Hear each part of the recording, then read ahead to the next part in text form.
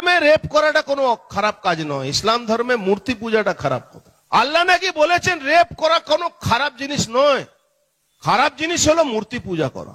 Actually দেখুন, তাদের কোরআন সম্পর্কে সম্যক জ্ঞান নেই।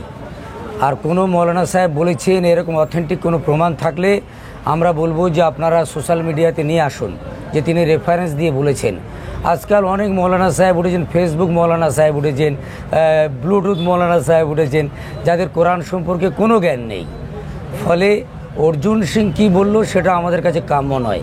কোরআন চিরশাশ্বত সত্য, কোরআন সব সময়ের জন্য অন্যায়ের বিরুদ্ধে, চুরি ডাকাতি ধর্ষণ এবং ব্যভিচারের বিরুদ্ধে সবসময় ছিল, আজও আছে। ফলে কালো চশমা পরে তারা যদি দুনিয়াটাকে কালো দেখে এটা ভুল হবে।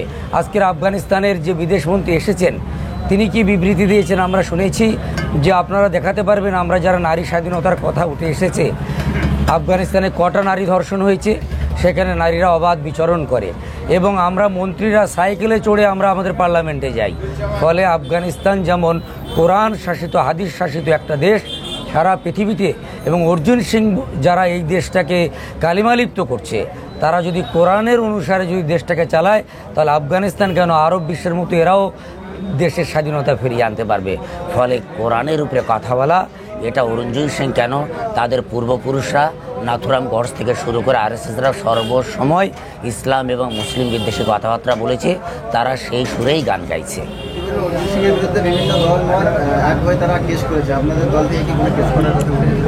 আমরা সংখ্যালঘু যুব ফেডারেশন এবং অল ইন্ডিয়া মুসলিম পার্সোনাল লয়ের সম্মানীয় সদস্য মোনা কামরুজ্জামান সাহেব প্রতিনিয়ত বিগত 2 দশক ধরে অন্যায়ের বিরুদ্ধে প্রতিবাদ করছেন এবং করে যাচ্ছেন।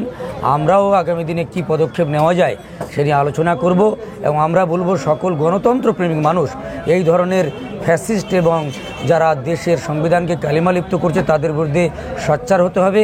তাহলে কিন্তু আবার এই ভারতবর্ষ বিশ্বের দরবারে মাথা উঁচু করে দাঁড়াবে।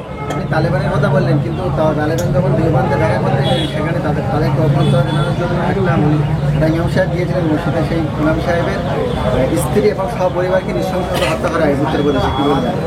দেখুন, অ্যাকচুয়ালি এরা ভারত সরকার, এরা হচ্ছে সুবিধাবাদী সরকার।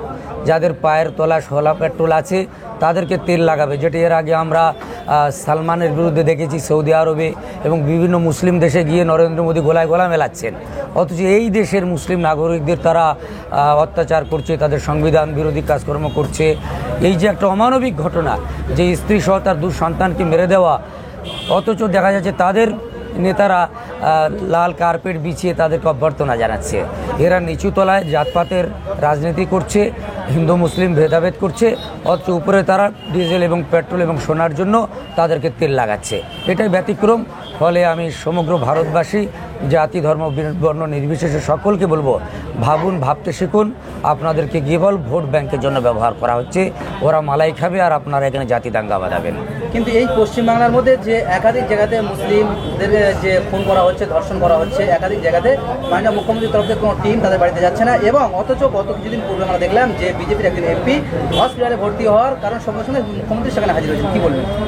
দেখুন, এটা একবারে বিতর্কিত বিষয়, যে আমরা খুবই দুঃখিত যে আমাদের আফগানিস্তান থেকে শুরু করে যারা এই ধরনের খুন হলো তাদের বাড়িতে প্রতিনিধি পাঠানো দরকার ছিল, কিন্তু তাও আমরা দেখলাম না। ইভেন ক্যানিংয়ে যে ছেলেটা খুন হলো তালদিতে, তার বাড়িতেও লোকাল প্রতিনিধিদেরকে আমরা দেখতে পেলাম না। ফলে এগুলো খুব দুর্ভাগ্যজনক ব্যাপার।